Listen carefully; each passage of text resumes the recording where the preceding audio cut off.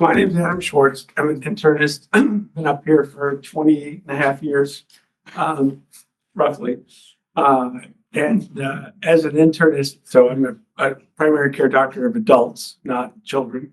The themes around weight loss and to some degree addiction, but weight loss primarily has been a part and parcel of what I do pretty much every day. The interest in the weight loss processes go way back when I was at Dartmouth 28 years ago. I used to run a voluntary session where I would call patients every Monday morning from 6:30 to 7 and encourage them to lose weight and stay on their track. And I did it for probably 6 or 7 months and realized that it wasn't really moving anywhere. It wasn't helping folks. And later, when I went into private practice, I had a fascinating experience with a guy who was a very high functioning, travel the world kind of guy. And his wife kept telling me, get him to lose weight, get him to lose weight. And I said, I'm a little private practice doc. I don't think I have much credibility with him. And I got at that time exposed to this book, The Beck Diet Solution, about weight loss by this woman, Judy Beck, who's at Yale. And it was all about the idea that it's not what you eat, it's why. And so after reading her book a couple of times, for about a year, I did weight loss groups in my private practice, usually for folks in the 50 plus pounds overweight.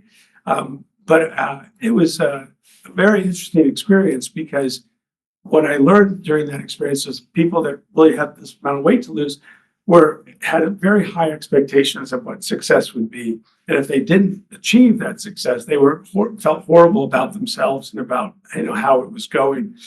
After a year of that, I decided, okay, this isn't working. We weren't seeing people have wild success. And so I put it aside.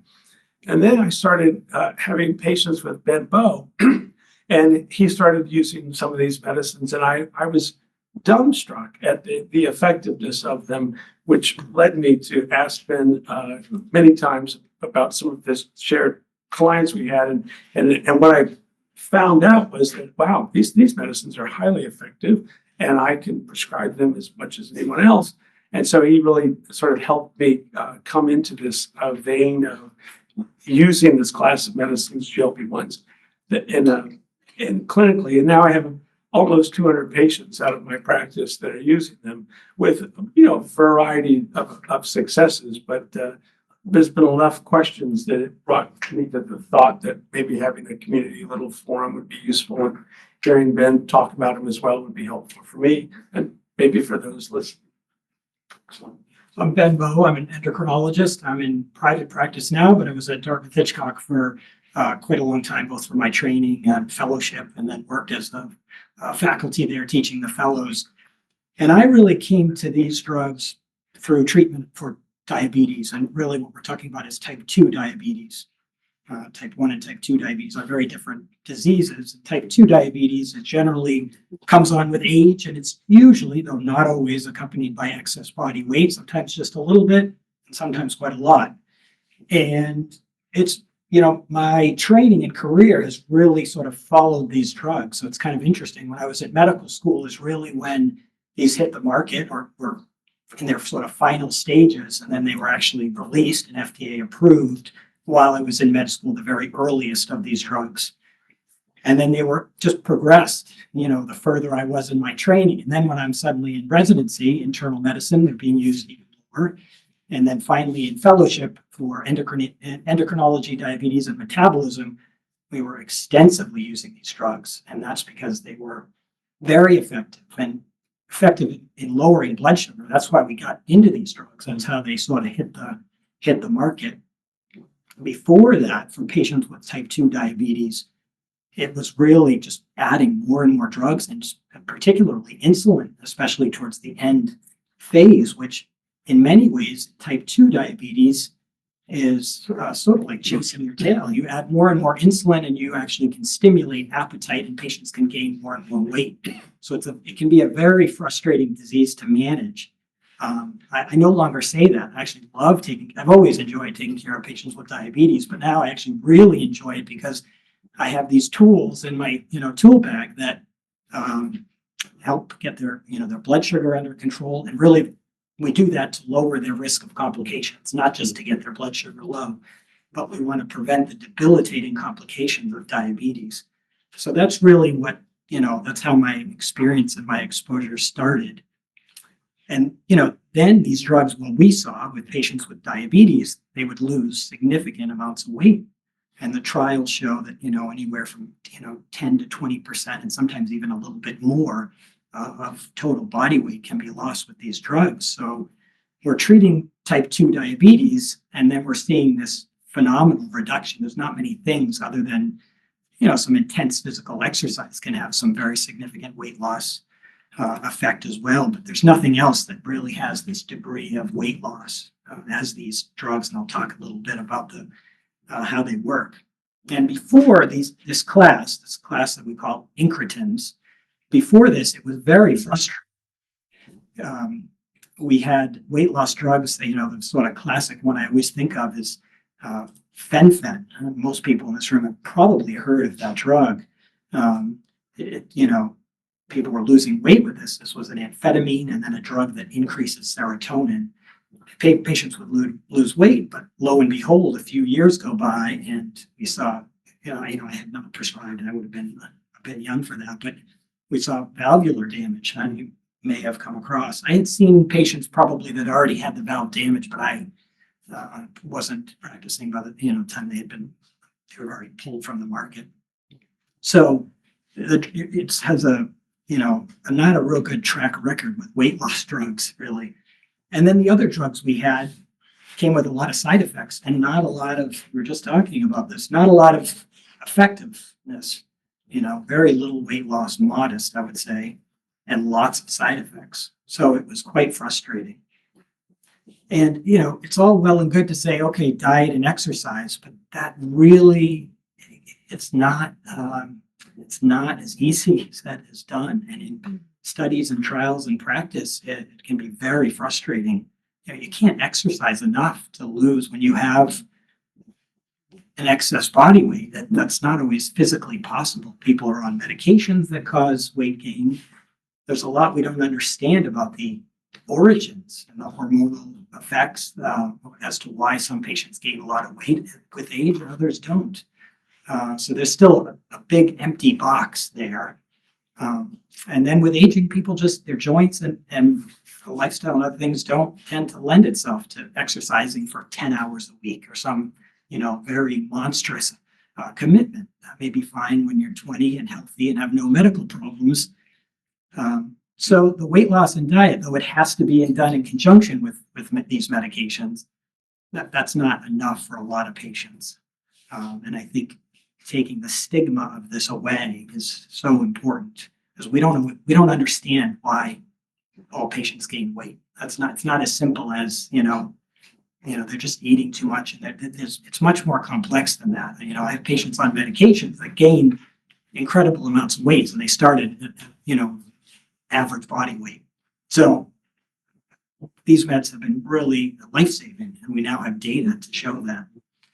And it's, I'll say that it's really not for every patient, certainly. I tend to reserve these for patients that, are over a certain amount of weight just because of what we know about weight and mortality. It's actually a U-shaped curve with, body mass index and mortality. So when people are really thin and frail, they have a high mortality. And then when you're in the normal range up to even overweight range, you have a normal, average mortality. Then when you get in this higher above a body mass index of 30, your mortality goes up again. And so that's the group that I tend to reserve these drugs for. They failed lifestyle changes. And they really, have the risks associated with excess body weight. Now, these drugs, these class of incretins, it's pretty interesting how they, this is actually 100 years in the making. I don't know if a lot of people realize that, but we realized, they realized there was this substance, that's what we now call incretins, almost 100 years ago. And what they did, it's so fascinating for me as an endocrinologist, they looked at the difference between when they infused IV glucose is sugar, and they infused it in through a vein, it could overwhelm the system like really quickly. We can do this giving somebody sugar in the hospital. Blood sugars skyrocket, and we can hardly bring them down in a lot of patients. But if we give somebody oral glucose, so they ingest it, it doesn't overwhelm. Now, if you have type 1 diabetes, it might, or extreme type 2 diabetes, it might, but you can't really typically overwhelm the system. And so they saw that and they said, well, why would this be? And well, that's because when you ingest something, you release, your intestines produce these incretins. And the main ones we know about now are GLP-1 and to a lesser extent, something called GIP. GLP-1 is glucagon-like peptide 1. And that's what these drugs are. So GLP-1 is endogenous, meaning our body makes it. There's receptors throughout the body, pancreas, the brain, throughout the body, fat tissue, other tissues. Those are the big ones, intestine, gut. And so that's the big difference. When you eat something, that gives a spike of GLP-1. Normally, it's probably pretty low levels, and you get a spike of this. Very short acting, though, when it's made naturally. Very short acting, And what it does then, how does it work? Well, it stimulates the pancreas to uptick the production of insulin. Insulin lowers blood sugar. So that's a good thing. We have to have insulin around. Patients with diabetes need more and more insulin. They're resistant to it. And so these drugs augment that response, and they potentiate or cause an increase in the insulin release, but only when they eat, which is nice. So we don't have to worry about low blood sugars because they augment that natural cycle. The GLP-1, these incretins also tell the brain, hey, you're full, They send signals to the stomach that say, hey, slow down digestion. Don't empty so quickly. Keep the food in there so patients feel full more easily. So those are the big things. They have some other interesting effects. I won't get too far into it, but they probably affect brown fat metabolism and some other cool, fancy things that we're probably all still learning about. But those are the real big things, and that's how they became very effective for use in diabetes, by augmenting insulin production. And then we have this nice added benefit that patients lose, depending on the drug and how it's studied, how long they look at patients, 10 to 20% of body weight, and sometimes quite a bit more. And the newer, each generation that comes out, it's a greater and greater amount because now they're starting to tailor them for this very reason. We sort of have the diabetes, they're working well for diabetes. I don't necessarily think the motivation now, I think, is to get more weight loss with them and maybe minimize side effects if that's possible. So it seems like, I think 20 years ago, I think it was Exenatide, yeah. Yeah, it was one of the early ones that I had, 5 or 6 patients on them as like the 5th line agent for diabetes. They didn't have much more than a 5 or 10 pound weight loss, didn't move the needle much. And so it's really with these newer ones that when all of a sudden patients would come in telling me their story about how they were, being treated and having these more substantial effects that I think it caught my attention and everybody else's. Mm-hmm. Yeah. Yeah. So open up some questions, and I have a lot more too, but I'd like to see if we're covering what people. Well, I'm interested in the other good that these drugs are doing, and that they're studying how it could potentially help people with Alzheimer's. And I know it's people with sleep apnea. I think so it's more than just, it can be more than just diabetes. One of the questions I have is that if you stay on this drug forever, you pretty much have to stay on it forever, right? And what does that do to your body? They don't know, right? Well, I mean, I can speak only a little bit to the off-label uses. I mean, it's one of my personal curiosities too, and I have, half a dozen, no, probably almost a dozen patients that are using them in a conjunction with 2 indications: mild obesity and cognitive or motor issues like Parkinson's. There is a lot of animal data that looks at off-label use of GLP-1s and sustaining brain function. Unfortunately, there's very little human studies, and those studies will, no question, be done in the next 5 to 10 years, and that can't be done soon enough. And for all families and stuff who have folks with these illnesses, and it is promising. And I think you can put in any Google search or AI program, what are the off-label uses? You'll get lots of references.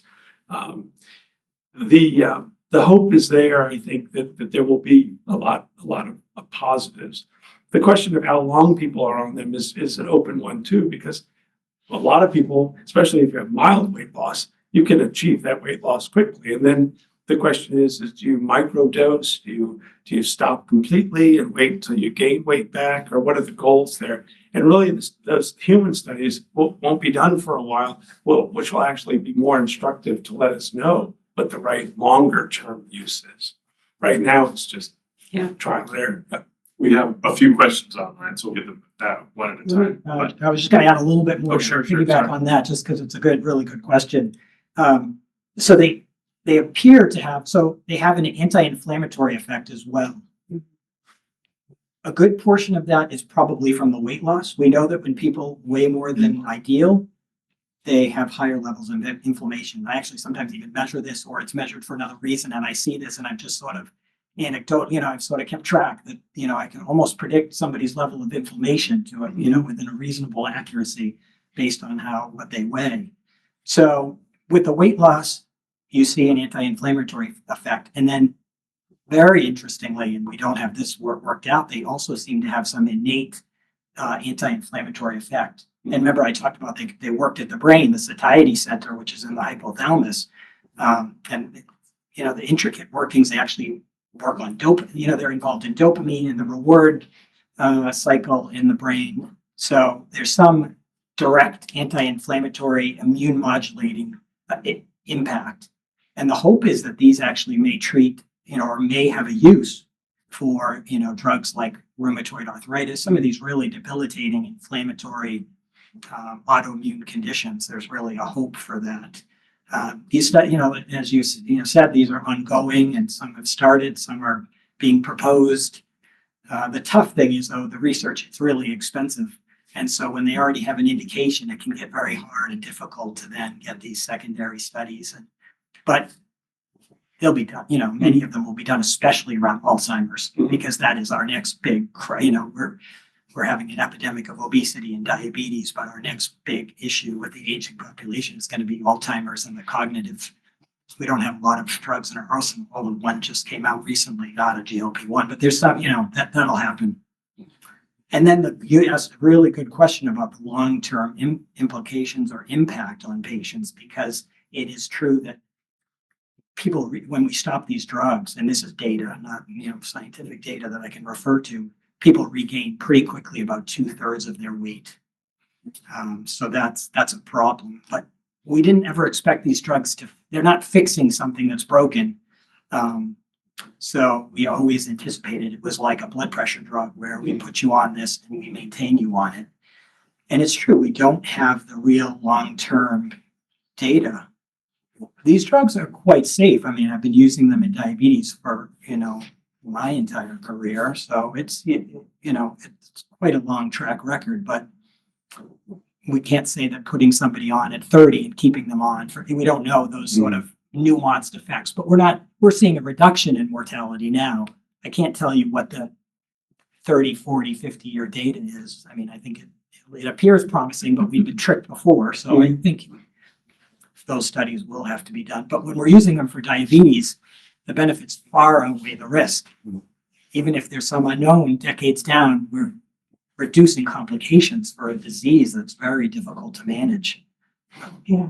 Questions? Yeah. I work for Blue Health Intelligence, which uses all the Blues claims across the country, and What was the Blue Health Intelligence. Health? We have a journal submitted right now to New England Journal of Medicine on this. I was one of the authors there, and we found delayed onset of ESLD, which is liver disease, renal disease. We're seeing delayed onset of some, MACE events, which are cardiac mortality events, which is in line with what we saw in the clinical trials that were happening with these drugs.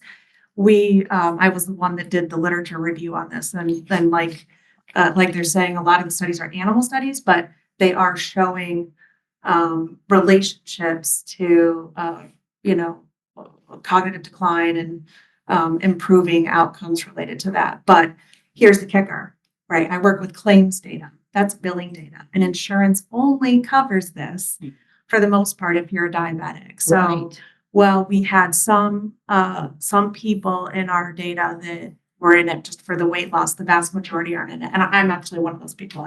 I've been on this drug for 6 months and have lost 70 pounds on it. So, I think we're going to see more, but it's really difficult to do research. Clinical trials are very expensive. I do real world evidence research, which is using real data in the world, with millions of people represented, which is great. It's very generalizable. But if the insurance company isn't covering it, like they don't for me, I'm in the private market. I'm paying out of pocket for this. I don't show up in the claims. I actually look like a match which means when you create cohort studies, you've got a cohort and then you have matches to the cohort.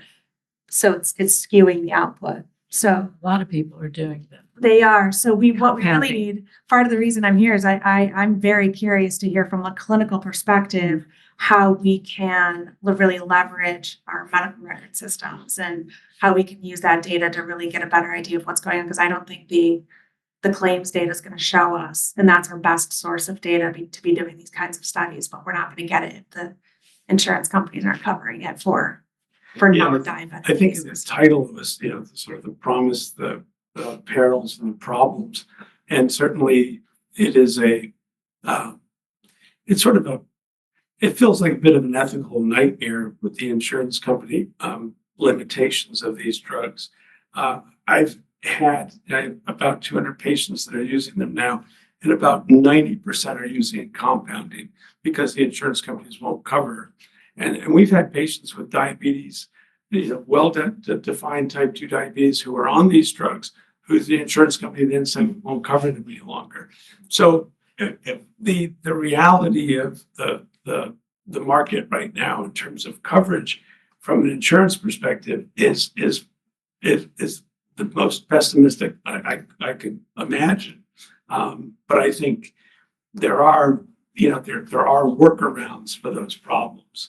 And it's probably not going to be until one of the big companies come out with a new super powerful drug that is highly studied in human populations that I think things will get a little bit more standardized.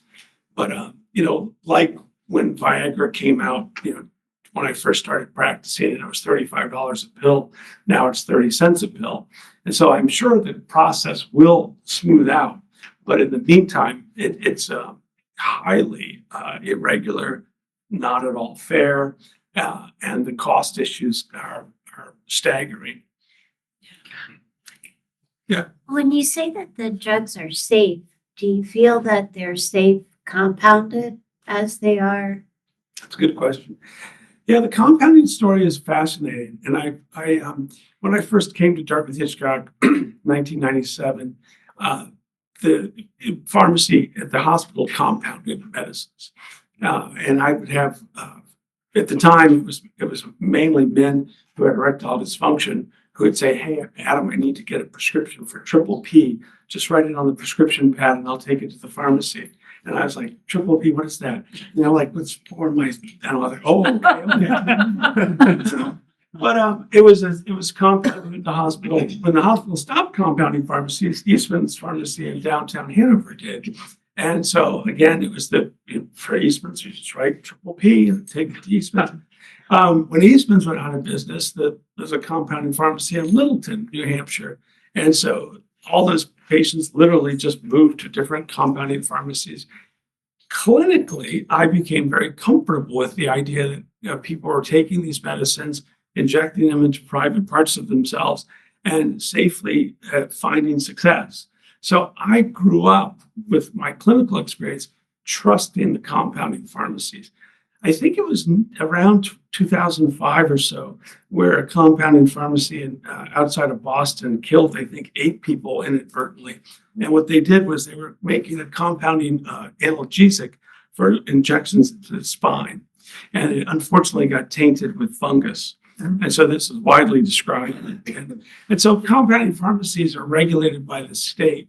There are compounding pharmacies that are what they call 503B and 503A certified, which they're inspected by the FDA, but they're not regulated by the FDA. So there are, I think, and I obviously feel comfortable enough with compounding pharmacies that are been vetted that I think they're safe. But are they as perfect as a commercial pharmacy? No. And the products are in my experience with these drugs, they're equally effective. And I've had patients that have been on the commercial ones for $1,000 a month and on the compounding ones for $150 a month and found that equal benefit.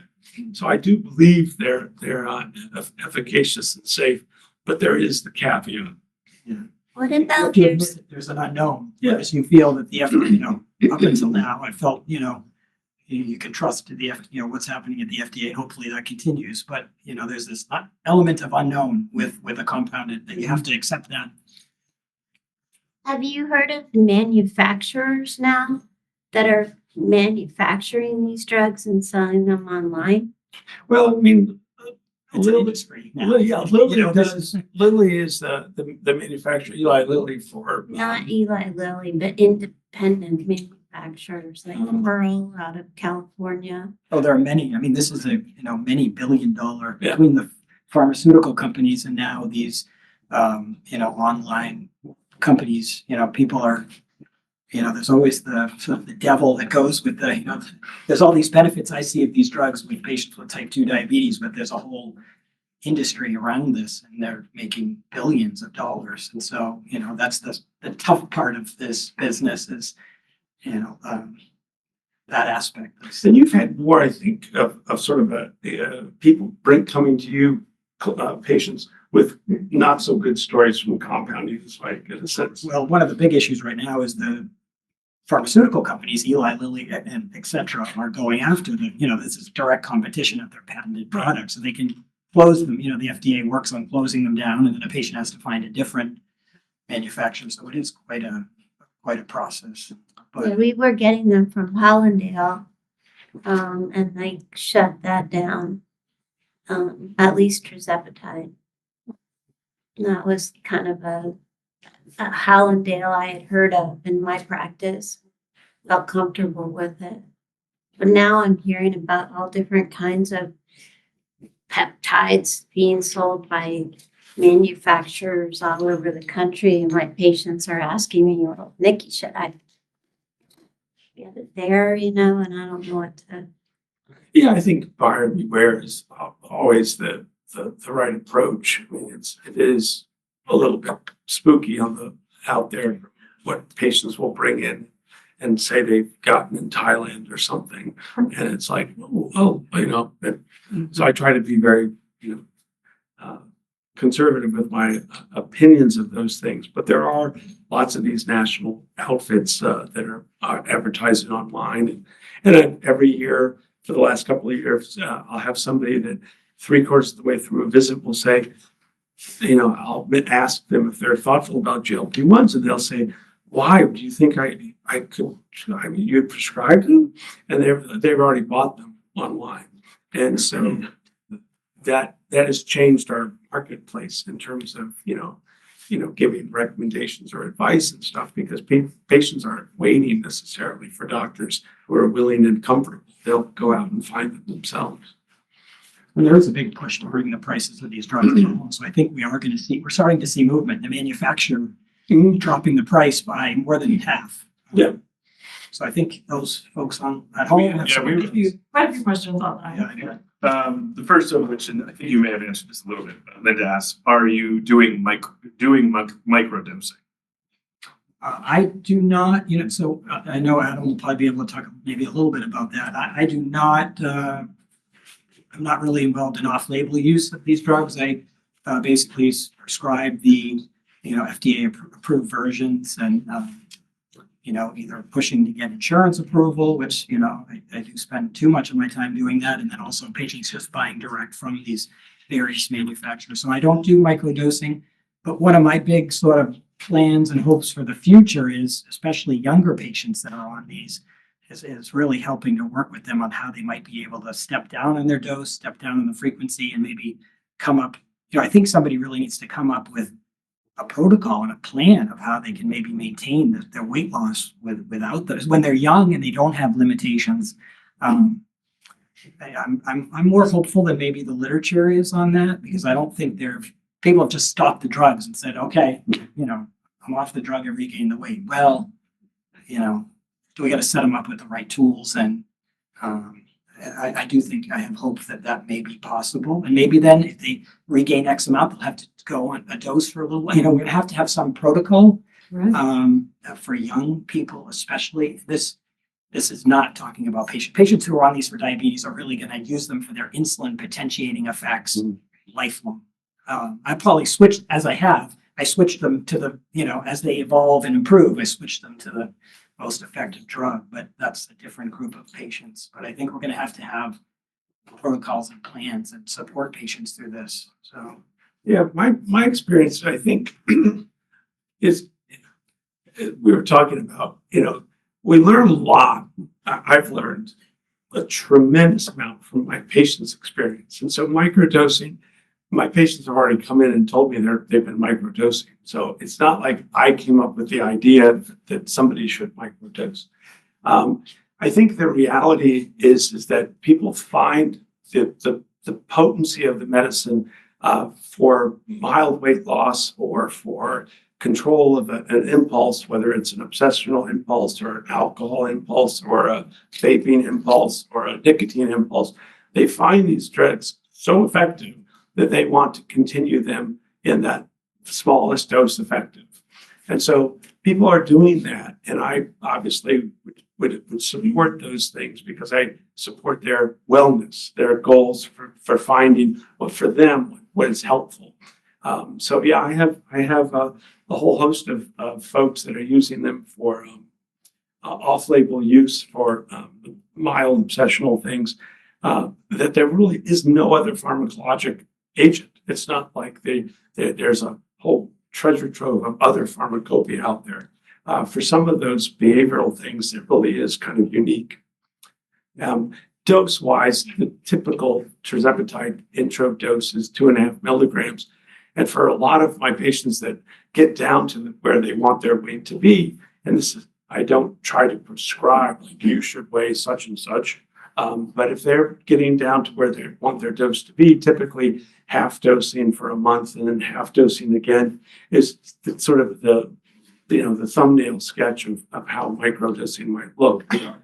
Some folks, really get down to that every other week dose as opposed to every week dose, and so those cost issues come down too. I have another question online. Can you discuss hair loss when taking this drug? I see tons of, hair loss when patients on these. Anytime you have a rapid fluctuation in hormones and weight and various things, people can have increased hair shedding. I can't say that that's been really a significant thing. I mean, there are risks. One thing I have not talked about yet. I mean, there are risks to these drugs. There's no free lunch. Bad analogy, but they do carry side effects and risks, though they're generally very well tolerated. But patients can develop pancreatitis from these drugs. They certainly can have kidney problems develop. That's thought and probably due to dehydration and more vulnerable. So patients of more advanced age are more susceptible, it seems, to these effects. And I've seen that a handful of times. Patients have generally recovered quite well, but there are older patients on these drugs that had trouble. Gastroparesis. So I talked about how they delay gastric emptying, which is good to a point, but that can be very exaggerated, and it can have it seems to be a cumulative effect of the dose and the drug over time. So you have to be very careful the longer patients are on these drugs. So I'm pretty hands-on when I prescribe these drugs because I've had some tricky experiences. So I sort of think the online business is probably going to solve itself and not turn out to be the best way, but we'll see. Because I find there's these things you got to pick up on. People can end up with a bowel obstruction and they might not even be told. I found that it's just helpful to have a little hands-on approach in my practice. I haven't had a hair loss one, but I do tune in, very carefully to any side effects because, as I say to our students stuff, if you're over 35, you're allowed to have as many diseases as your body wants. It could be something else that's causing hair loss, but also sometimes, more significant weight loss all of a sudden can be a stress experience for the body. And obviously stress is one of those things that's common with hair loss is common with stress. I did have an experience in the first probably 8 months or so where I encourage folks to do a lot of communicating with side effects and GI issues and stuff. And one of the interesting things, and I think this plays into the problems with the online pharmacies, is that even when I've encouraged, I'm sure you do too, encourage communication. A lot of times people don't want to communicate around their bowels and their nausea and stuff, and so I've had to sort of further advance the importance of staying in touch to make sure they're in there and having that positive response. Yeah, another one. Since it's an anti-inflammatory, would it help someone with heart disease caused by inflammation?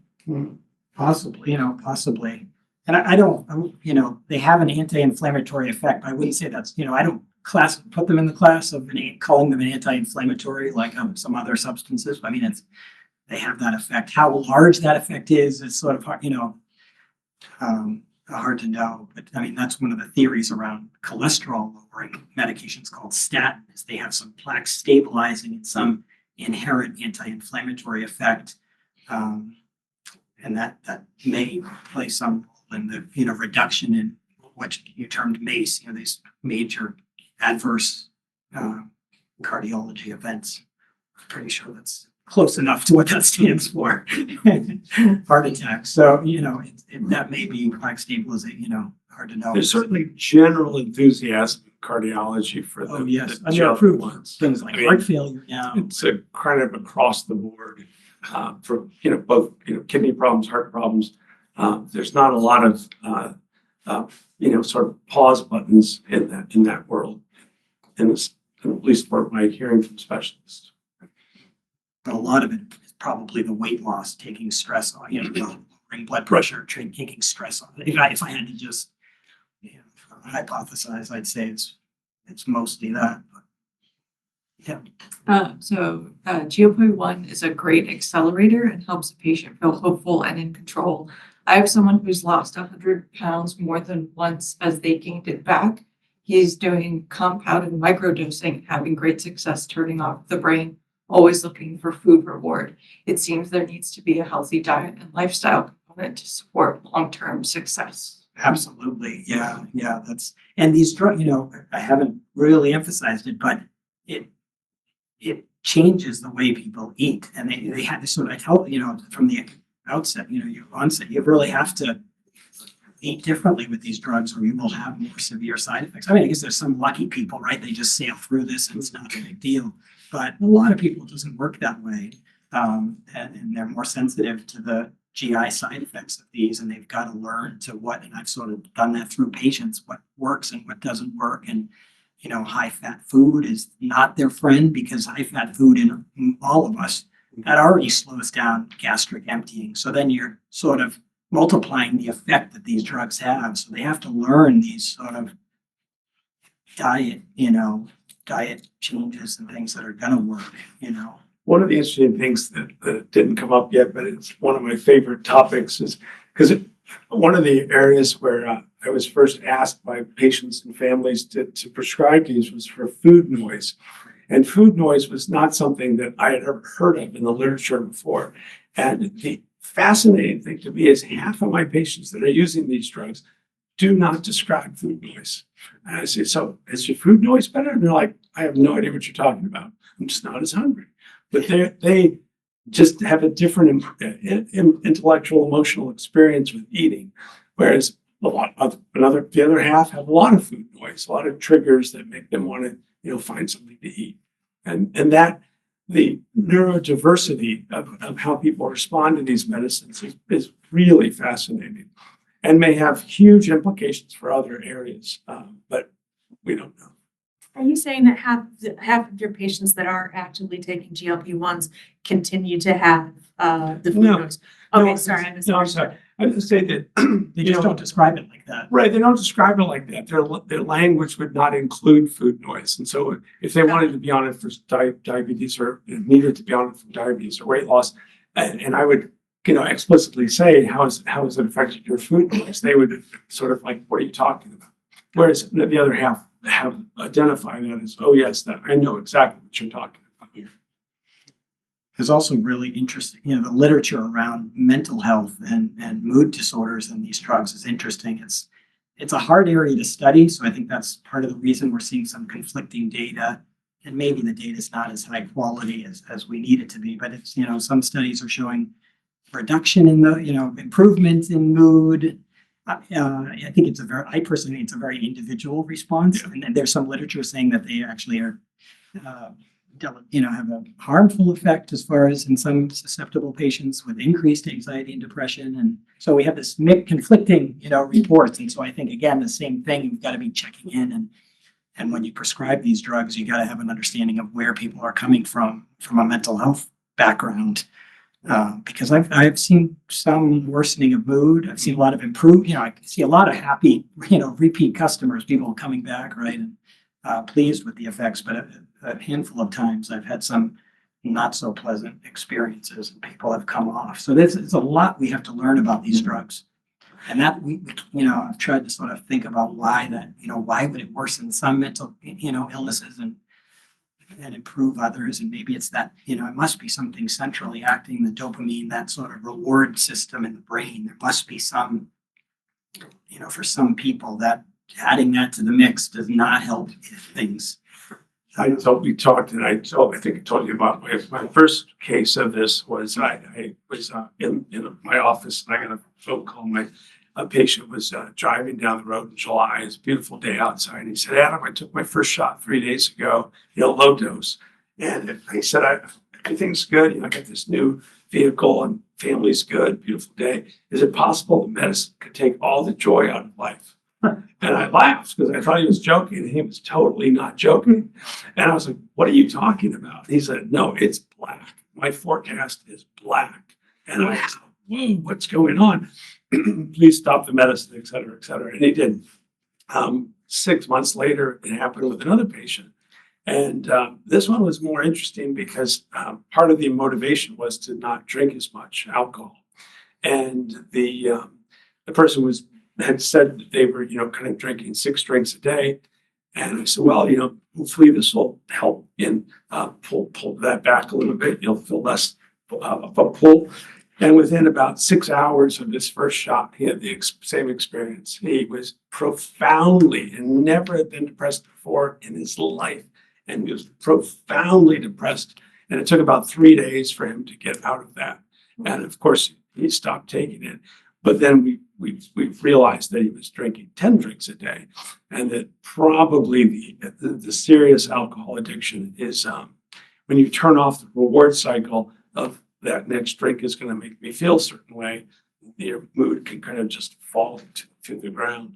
So there are a lot of things. I have a fascinating case of a person who was like me, a hyper runner, and did all this stuff, but had all the sort of postmenopausal weight issues, and their complaint was within about 2 weeks of going on medicine that they had never had a sweet tooth before, but this turned on a sweet tooth because they had always ate really healthily and exercised, and now for some reason they felt compelled to find sugar, which was very, very unusual. Yeah. But again, the neurodiversity of all of us is so much more vast than we understand. Well, I would think the insurance companies would be all over this. This is like, it's going to change people's health. Total costs go up. Huh? They're Total so, costs. they're so expensive, $1,500, sometimes up to I $1,500 a month. It's So crazy. 40% of the population would qualify for them. It becomes they can't, I'm not pro-insurance company, but it becomes a point where it's not sustainable. Blue Cross might go out of business and that wouldn't be good for anyone, right? So it's, they're in they're not all the devil. They're working, it works by having a pool, and you have to have the Affordable Care Act, and you have to have a lot of healthy people enrolled to actually make insurance go forward is what I think. I have a question which maybe is more of a legal question.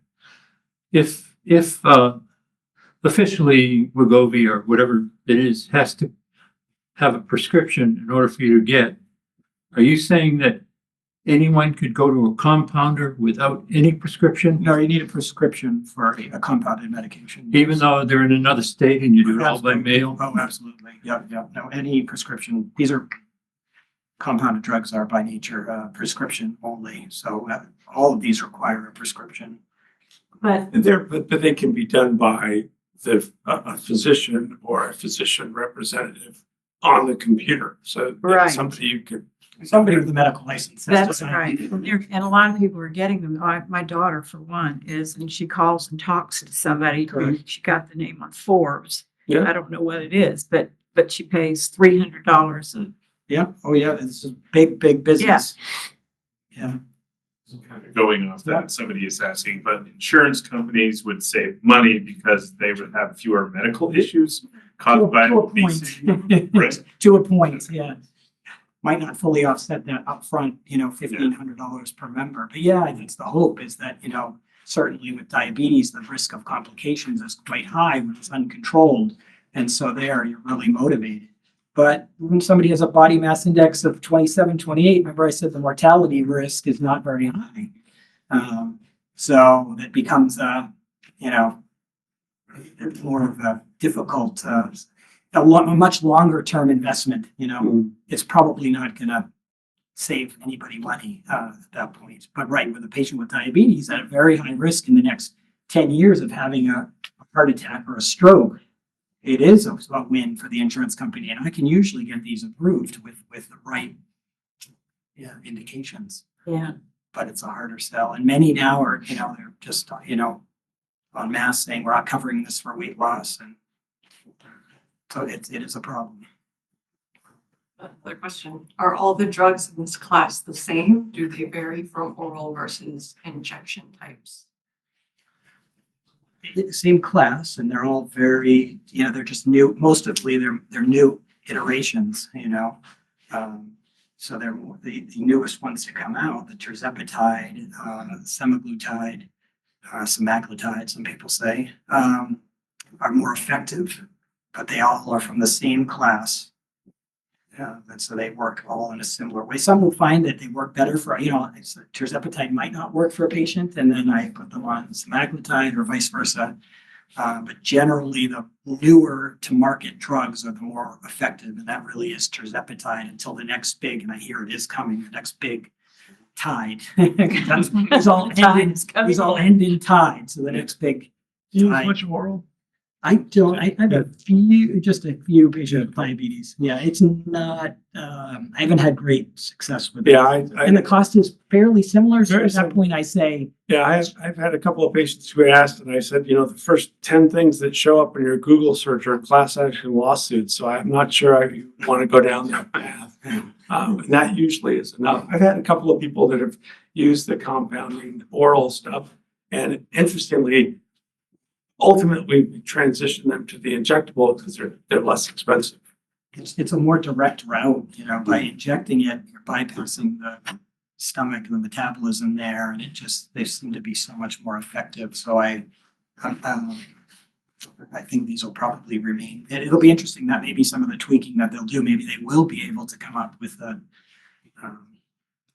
some hormones you just cannot give via the oral route. It's just not. They've tried with insulin, we'd love to not have young children have to give themselves injections. But it's just been, sometimes with hormones, just injections are most efficient, safest way to give a lot of these substances. So. This is just me asking, but do you have any sense of when the price of these drugs might come down? Like, is there really no way to tell? Based on And prior, what would make them come down? yeah, based on prior experience, it takes a really long time. It was, I prescribed testosterone in addition to a lot of other hormones, and usually that's by injection as well. And that went to a generic gel. And the cost of that is still almost the same as the brand name gel. So it turned out, has some other not so great side effects. So, but it takes a really long time. And that gel has been on the market for like more than 10, probably 15, maybe we're coming up on more than that. So it takes a really long time. I know there is push, the prior administration was pushing to lower the cost of these drugs, and now the current administration is jumping on that. So we'll see if that, has any impact. Yeah, one of the interesting, Eli Lilly came out with the Lilly Direct alternative for pricing. And the highest doses of the compounding medicines actually approximates what Lilly Direct is. And so it gets up to sort of that, almost $300 to $400 a month kind of thing. And of course, they did that intentionally. No, absolutely. And these manufacturers know they have a problem. On their heels are these hundreds of companies saying, money, give us your money. And so Eli Lilly had to come close as they could. The Hims and the Hers online was all $400 a month, and several patients that when I asked them if they were interested in hearing about GLP-1s that had already won online, I said, well, first there's so much shame involved with these medicines. It's to me, that's one of the reasons I think it's important to talk about, because there's from my sense of the potencies of these medicines, they're so effective that it really redefines what this problem, what some issues are in terms of obesity habits and addictions. And that really, it shouldn't be any shame attached. But there's so much shame attached that people will go online, not talk to their doctor, spend $400 a month. And literally, if I hadn't asked, they wouldn't have told me, which I find shocking. But this $400 a month thing is all obviously set point. It's what the market will bear right now. Being a neophyte and really not knowing anything about this subject at all, if you're sharing this on Zoom, are you willing to say what the drug names are? Mm-hmm. Okay, because I don't know. Yeah, tirzepatide is the generic name for Mounjaro or Zepbound. And so that's one of the big ones. They have different names because one's FDA approved for diabetes, which is Mounjaro, and then next came the version for weight loss, which is Zepbound. It's the exact same drug, just two different names, two different indications. Same dose and everything. Wegovy, I think, was the first one that had more of a market share, and that's the semaglutide. But even in my little experience in the first, couple of years ago, there seemed to be more GI side effects. So people just sort of migrated over to their tirzepatide or Mounjaro or Zepbound that had fewer side effects. Thank you. Ozempic is another, common name you'll hear, and that's semaglutide. Saxon does liraglutide, a weight loss drug. And I think it was 6 months ago, New England Journal had a new article put out by Novo Nordisk about semaglutide, and they came out with a new some compound, an amylin compound that doubled its effectiveness in weight loss. So the frontier of this is just will continue to cut a cauliflower and blow up, and to everyone's benefit, I think, because they are more and more potent, more and more exacting in terms of certain pathways. Oh, they're advertising on television at night during the old people time. It's like Ozempic. And these are the side effects, and it may kill you, but It's probably the biggest thing to happen in medicine. Yeah. Certainly. Oh, it is in my, and maybe you could even say, well, Well, Insulin is one of the real big discoveries, but this is it's getting up there. It's not insulin discovery, but it's, if anybody wants to read a fun book about ether, is when anesthesia was invented, and ether was first demonstrated, I think, in Boston. oh yeah, Mass General. Mass These are General. dome. But the amazing thing is it took almost 2 years before ether was used more routinely, because there was actually in the medical world, people thought that unless it hurt, it wouldn't heal. And but I find the same logic comes up with weight loss, because people feel like you have to suffer in order to lose weight. Like you should be suffering and working hard and depriving yourself in order to lose weight. And I think that construct will flip in the next few years. And that would be good. Yeah. Have you heard of a drug called, well, I'm sure you guys have, I just wondered your thoughts on it, but it's the new one, or the Reddit. Yeah, that's one of the newest on the horizon, the tide that's coming. Yeah, yes. Reddit True Tide or something close to that. Have you heard that there's promise with it sustains muscle and this? So, the other controversy, but the other thing that comes up with these drugs, well, anytime you lose weight, you lose muscle, right? So you're way less, you need less muscle mass to carry around that amount of body. So anytime, no matter how you lose the weight, you're going to lose some amount of muscle mass. And GLP-1s, these drugs, incretins, are no exception to that. So people do lose a significant amount of muscle. And the hope is that with this newest iteration, there'll be a less muscle loss. That's the other idea behind really making this comprehensive and, making sure patients are exercising. I'm not saying, like I started the talk with 10 hours a week or some crazy, but enough to maintain their muscle mass, or at least preserve as much as possible, because, that might not be an issue if somebody's 40 and, pretty sturdy, but it could be a real issue if you're 70, 75, and already dealing with sarcopenia, which is the loss of muscle with age. So I think the idea of making this as comprehensive as possible to, again, hopefully come back a little bit on these drugs if we're able to, at least dose or frequency or something to. It's a tricky one, because I think I've had at least 15 or 20 people who lost the first 10 or 15 pounds, got highly motivated to go to the gym and exercise, and then injured themselves because they were just like, I'm gonna put in 10, I want to lose 30 pounds this month, kind of the expectations and the goal settings is a lot of reality testing, slowing the expectations down. Yeah. And I always talk about exercise to maintain, don't think about it, because I do see the overuse injuries and stress injuries. Normal people, there's these two ends of the spectrum that I see too. I also, you have to balance this with, I see patients with compulsive exercise habits, severely, eating disorders, so there's these spectrum, and what we certainly don't want to do is bring this group and cause another whole set of problems. And especially with young people, it is kind of, we're talking about reducing the stigma, but there's a lot of backlash against these drugs as well, because now, we were sort of moving into a body positivity.